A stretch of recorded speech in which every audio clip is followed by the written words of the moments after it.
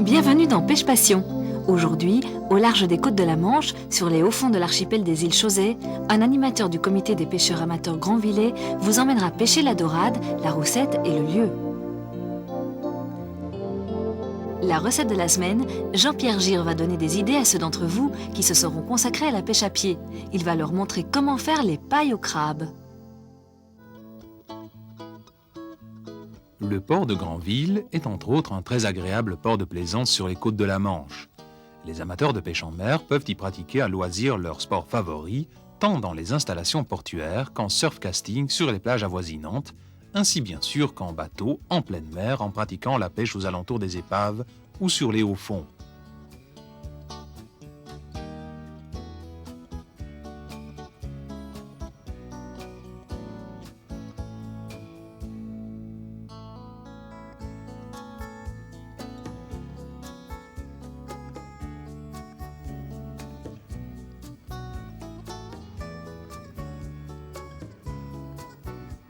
Aujourd'hui, c'est ce dernier mode de pêche que nous allons pratiquer. Nous nous dirigeons vers les îles Chausey, qui sont le seul archipel de la région à avoir échappé à l'hégémonie britannique. Ces îles sont situées à une petite vingtaine de kilomètres du port de Granville. Elles sont constituées de granit qui, dans les siècles passés, était exploité pour la construction et qui a servi à bâtir entre autres le Mont Saint-Michel, les fortifications de Saint-Malo et à paver pas mal de rues parisiennes.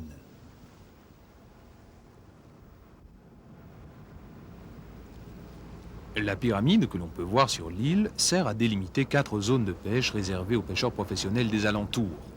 Grandvillais, Cancalais, Blainvillais et pêcheurs de Jersey. Un détail amusant nous a été rapporté concernant les îles de Chausey. À marée haute, 52 îles émergent de la mer, autant qu'il y a de semaines dans l'année, alors qu'à marée basse, 365 îles peuvent être dénombrées, autant qu'il y a de jours dans l'année. Les numérologues ne manqueront pas de relever là une coïncidence pour le moins amusante. Le sémaphore de l'île a longtemps été habité par le peintre Marin-Marie. Les îles Chausey comptent très peu d'habitants, mais énormément de visiteurs, surtout pendant la période estivale, qui voit débarquer, en plus des visiteurs d'un jour, un nombre important de touristes qui viennent y passer leurs vacances, soit à l'hôtel, soit en camping.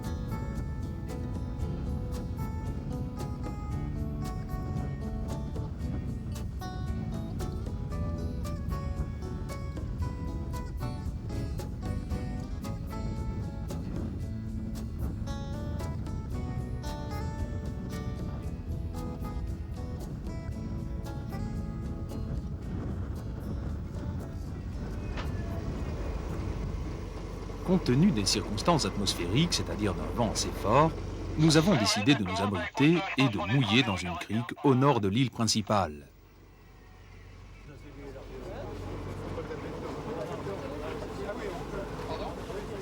Un deuxième bateau vient s'arrimer au nôtre de manière à former une masse plus importante et plus stable. À son bord, d'autres membres du comité des pêcheurs amateurs de Granville.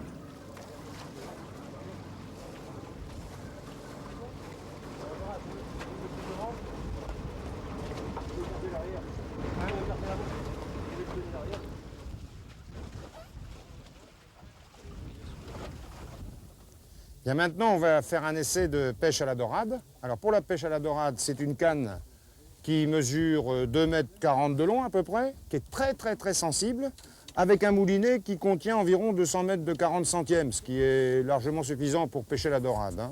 Alors cette canne a bien sûr au bout de son fil un émerillon qui permet d'accrocher sa fameuse ligne à dorade qui, elle, est tout simplement un bas de ligne équipé de 3 hameçons. Alors attention à ce que le morceau de plastique n'aille pas à la mer, parce que ça, c'est mortel pour la mer. Il faut faire très attention à l'environnement. Si on veut vouloir pêcher longtemps, il faut qu'on le respecte. Je crois qu'il est bon de le souligner aussi de temps en temps, ça. Ça ne fait pas de mal. Alors voilà la ligne à dorade. Comme vous le voyez, c'est équipé de 3 petits hameçons numéro 2 sur du 30 centièmes. Voilà.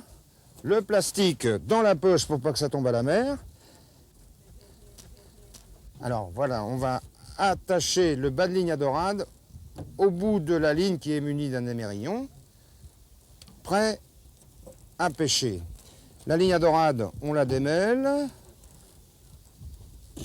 Voilà. On va accrocher le plomb à l'extrémité de l'émerillon. Et voilà. Maintenant, il ne reste plus qu'à mettre des appâts sur les hameçons. Les appâts qu'on vient de pêcher, bien sûr. Les appâts qu'on vient de pêcher. On a pris quelques coques que je vais chercher. Voilà. Une coque, on lui met la chair. Alors c'est très ferme, ça tient bien à l'hameçon. Alors ça, il faut camoufler l'hameçon. Et là, là-dessus, c'est une dorade. Moi, si j'étais dorade, je me jetterais là-dessus. Ah là, ça serait le pied. Parce qu'on leur sert un plateau de fruits de mer, sans vin blanc. C'est peut-être quand même un peu exagéré. Voilà, je suis pareil. Les coquillages, eux, on peut les mettre à la mer. Ça ne dérange pas. Ça, on les met à l'abri du soleil. Et on va être prêt à mettre la ligne à l'eau. Et on va attendre que la touche se produise. Alors, on tend son fil. Voilà. Je prends le plomb dans la main. Et je vais me mettre ici, ça va aller. Je balance ça sous le bateau.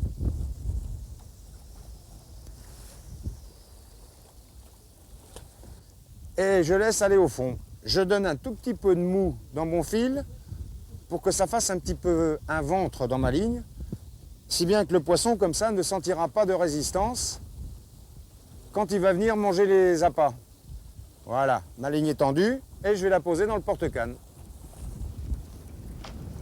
Maintenant, il n'y a plus qu'à attendre la touche.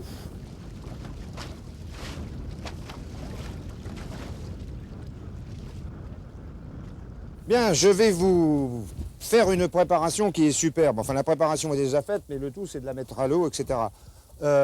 C'est pour attirer le poisson.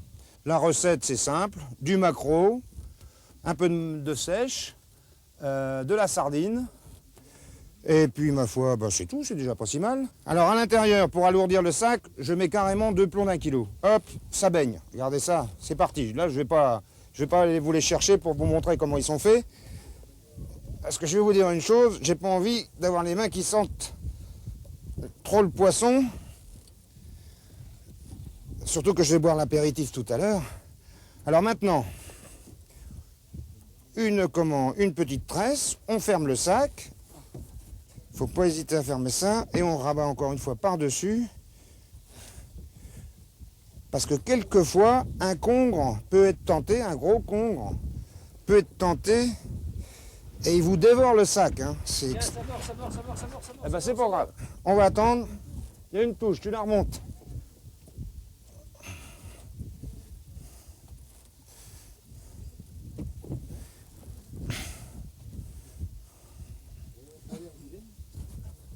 C'est bien, une dorade, hop, et une dorade. Elle n'est pas très grosse, mais ma foi, on est sur un coup à dorade. Voilà, une jolie petite dorade. Voilà, elle est belle. Et elle a mordu sur l'hameçon du bas, donc elles sont, faut bien marquer, hein, donc elles sont en bas. Elles sont au ras du fond. Méfiez-vous, la dorade a des piquants assez acérés sur le dos. Vous les voyez là? Il y en a 5, je peux vous dire que ça pique magnifiquement ça. Hein. Et voilà, une jolie petite dorade. Alors bon, nous voilà prêts. Je vais donc mettre tout ça à l'eau, en évitant de mettre de la cochonnerie dans le bateau. Attention, et voilà, c'est parti. Et on fait ça jusqu'au fond. Bon alors vous allez vous monter toutes les cannes, enfin toutes les cannes, une grande partie des cannes, on va les monter comme ça, je vais vous donner des lignes. Et on va voir si j'étais un bon professeur, parce que je vais vous laisser faire. Parce que je crois qu'il est peut-être bon de le rappeler. Là, on assiste à l'école de pêche du CPAG, qui est un club de pêche Grand-Villet, où on apprend à tous nos amis comment pêcher, où aller pêcher, et c'est bien intéressant. Et pas besoin de lancer 1 kilomètre, hein. Je laisse aller jusqu'au fond. Alors là, en général, puisqu'on en a pris une sans appât, maintenant que l'appât est mis à l'eau, ça devrait... Il se pourrait que ça soit assez violent. On va voir.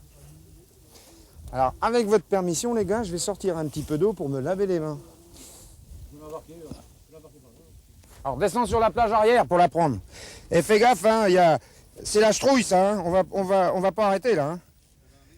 L'efficacité de la chetrouille, ou broumée, ou peu importe les noms qu'on puisse lui donner localement, est remarquable. Partout, le principe est le même, ce sont des poissons que l'on a passés à la moulinette, de préférence un jour ou deux avant la séance de pêche, de manière à ce qu'ils commencent à se décomposer. Le tout doit, pour bien fonctionner, dégager une odeur nauséabonde à souhait et être immergé sous le bateau dans un sac lesté en toile de jute. Les effluves répandus sont captés de très loin par les poissons qui se rassemblent autour du sac et qui, les images en témoignent, sont mis en appétit par ce type d'amorçage. Les touches se succèdent à une très bonne cadence. Dans cette région de la Manche, les poissons les plus fréquemment capturés sont la dorade, la roussette, le lieu et le bar.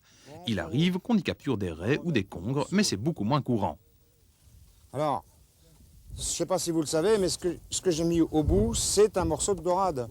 C'est la première dorade qu'on a pris, qui était toute petite. Comme on n'avait pas trop de coques, on l'a mis sur les hameçons.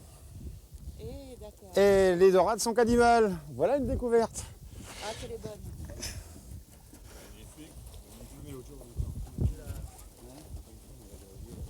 Voilà, celle-là, elle est belle, elle fait 1 kilo à peu près.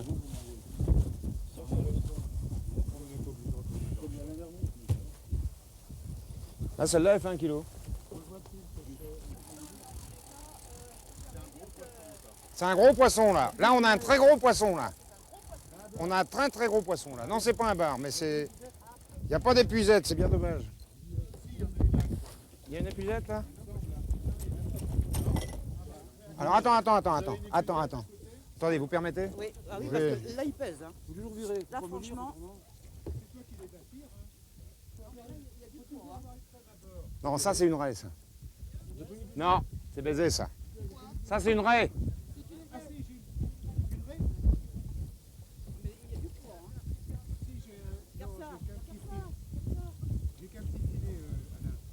Ah, mais... Et t'as pas une gaffe?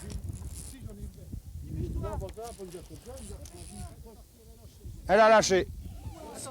Merde. Ah ouais, c'est parti. Ouais. Elle a lâché. Ah ouais, attention, il y a de la raie qui est en dessous. Hein. On a de la raie en dessous. Tiens, regarde ça, tout est bouffé. Ah ouais, bah, il y a de la raie qui se balade en dessous. Bah oui, c'est l'effet de la chetrouille. Hein. L'effet de la chetrouille, j'avais dit... Non, elle a décroché. Hein. Ah là, il y avait un beau poisson, là, oui. Il y avait un très beau poisson. Bon, bah tant pis. Hein. On va remettre ça. Et il y a de la raie en dessous. Hein. Une roussette. Viens vite, c'est une roussette. ah oui, parce que ça mord ce truc-là. Ah oui, ça mord dur. Ça. Une roussette. Alors la roussette, c'est bien connu, c'est le plus petit des requins. Le seul danger qu'elle présente, c'est sa peau. Hein. Ça a une peau extrêmement rugueuse qui blesse. Faut pas se le frotter, hein, parce que... Ah ben c'est décroché, ben, c'est très bien. Ouais, ben, c'est bien. Mais je vous en prie, chère madame. Alors on descend, on tend son fil. Oh là! Oh là! On va pêcher tout simplement ici. Voilà. Et c'est à cause de la chetrouille, ça, c'est tout. C'est-à-dire Bah, le sac de saloperie que j'ai mis là. bah oui, ça, je reprends. Oh, elle est belle! Oh, elle est belle. Oh, elle est belle! Dorade. Oh, elle est belle! Elle est hyper belle! Elle est très grosse. Et là, il y a un record là. Hein.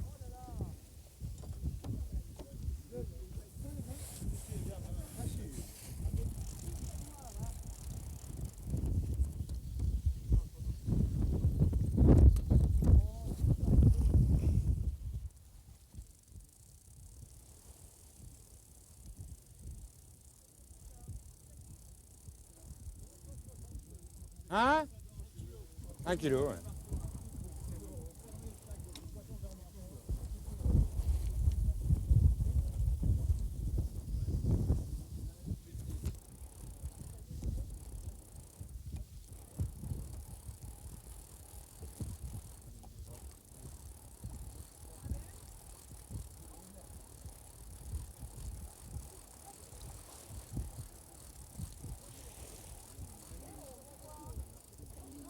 Un lieu et une dorade. Ah, il tape là, hein. L'autre bateau, dis donc, je vais te dire. Eh, tu irais te mouiller de l'autre côté, tu serais dans ma chetrouille. Allez, elle est partie. Ouais, c'est bon. Fais gaffe, t'as un tour sur ton moulinet, un tour de fil. Qu'est-ce que c'est que ces nœuds là? Ah ouais, je vois, ouais.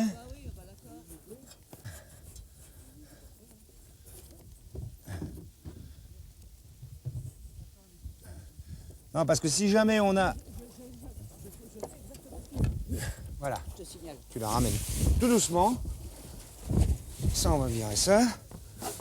On ne navigue pas, alors on n'a plus besoin. Je suis désolé pour le... Allez donner des conseils. Oui, oui, oui. Elle est belle. Elle est super belle. Allez, on lève doucement, on lève tout là. Je l'attrape. On lève, on lève, on lève. Hop, c'est bien. Voilà. Jolie petite dorade. Ça s'arrose? Tu vas me renverser à la vérité. Ah, faut pas en voir de trop parce que je sens qu'elles vont grossir les dorades. Bon, faut l'assommer. On va la tuer tout de suite. Pas la peine qu'elle souffre. À quoi tu pêches, hein? Avec un bout de dorade. Bah, tu peux nous en filer une parce que nous, on a que dalle. Ben ouais, j'en ai plein, mais bon, faudrait que tu viennes accoster pas trop loin, quoi. Bon, je te la balance, hein. Et le mieux, tu te mouilles là. Tu te mouilles à 25 mètres, là, c'est bon, tu vas pouvoir pêcher dans la chetrouille.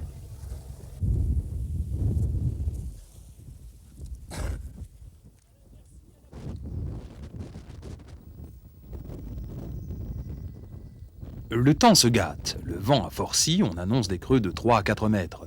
Quand on pêche en mer, la prudence reste de rigueur. La pêche a été bonne, il est donc sage de songer à remettre le cap sur la côte. Ouais, on se revoir.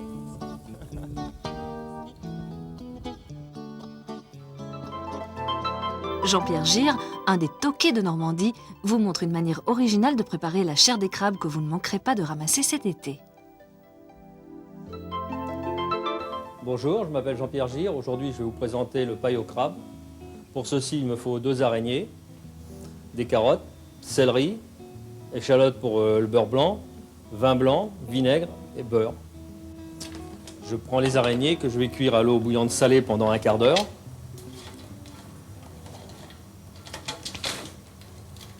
Pendant que les araignées cuisent, je vais tailler la julienne de carottes et de céleri. Pour ceci, j'ai besoin de la mandoline.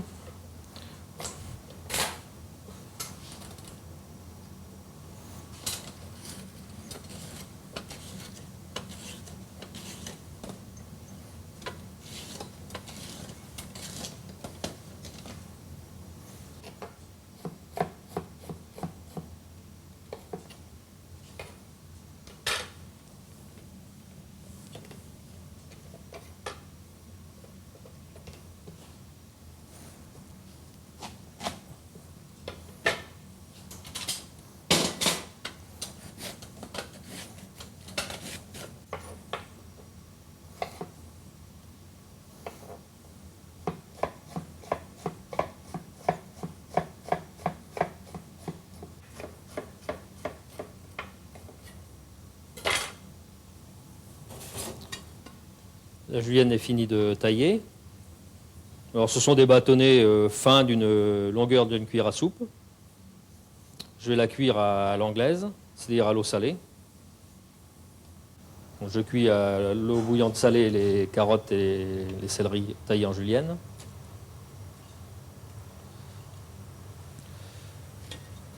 Pendant que les légumes cuisent, je vais ciseler les échalotes pour le beurre blanc. pour la réduction du beurre blanc. Les échalotes sont ciselées. Je vais les prendre pour la réduction pour le beurre blanc.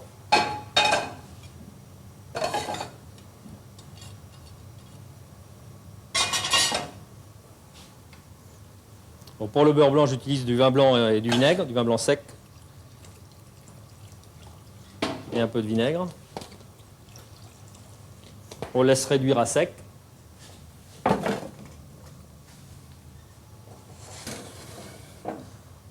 Pendant ce temps, les légumes sont cuits. Je vais les débarrasser et les rafraîchir.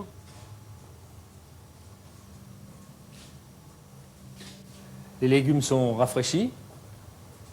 Je les mets de côté avant de les utiliser. Pendant ce temps, les crabes ne devraient pas tarder à être cuits.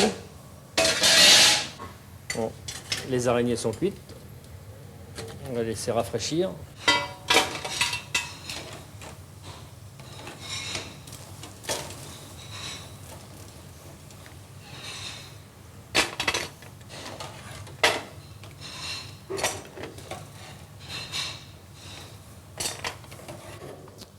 On les met à refroidir. Pendant ce temps, la réduction de vinaigre et vin blanc pour le beurre blanc est prête. Je vais mettre une petite cuillère de crème pour tenir le beurre pour pas qu'il vire.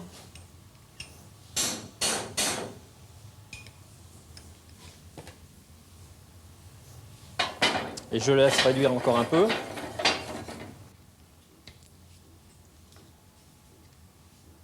Bon, je vais monter le beurre blanc.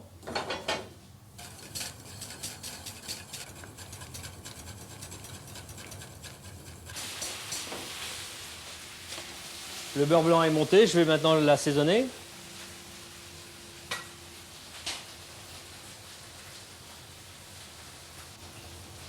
Je vais le laisser de côté pour préparer les pailles. Les araignées sont froides, on va aller les décortiquer.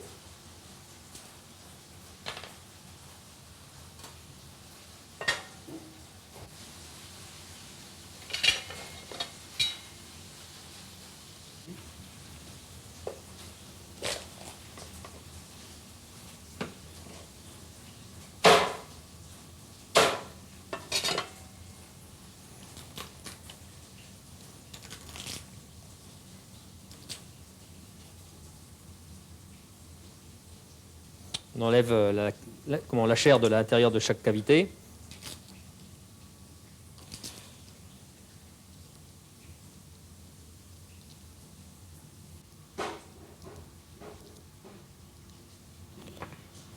Les crabes sont décortiqués. La chair des coffres et des pâtes est mélangée avec les parties crémeuses. Je vais prendre maintenant les bols que je vais beurrer et garnir avec la chair de crabe et la julienne de carottes et de céleri.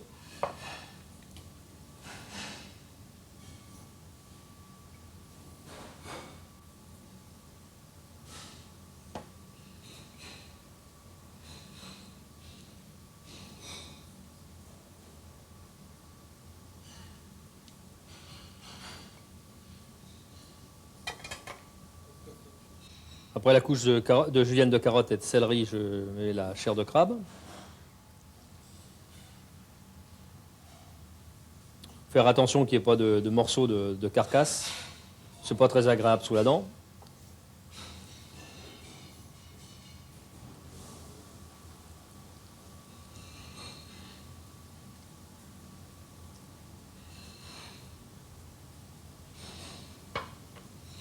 Maintenant, je remets quelques juliennes de céleri et de carottes. Je dore les abaisses de feuilletage pour coller au rebord du bol à paille. Maintenant, les pailles sont prêtes. Nous allons les dorer pour les cuire au four, 15-20 minutes, le temps que ce soit bien chaud et doré en dessus. Les pailles sont dorées, prêtes à mettre au four. Je vais les laisser 20 minutes.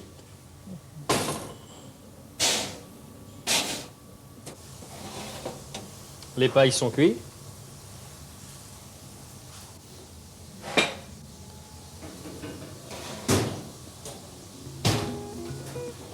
Je dresse le beurre blanc en saucière.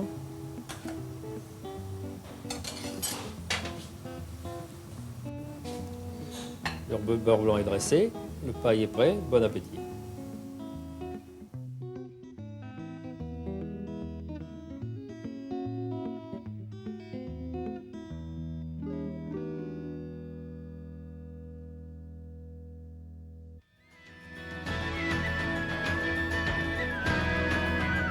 La semaine prochaine, Pêche Passion vous fera découvrir la rivière Simpson en Patagonie chilienne, une rivière magnifique et peu pêchée qui recèle des truites fario magnifiques. Gardons la pêche.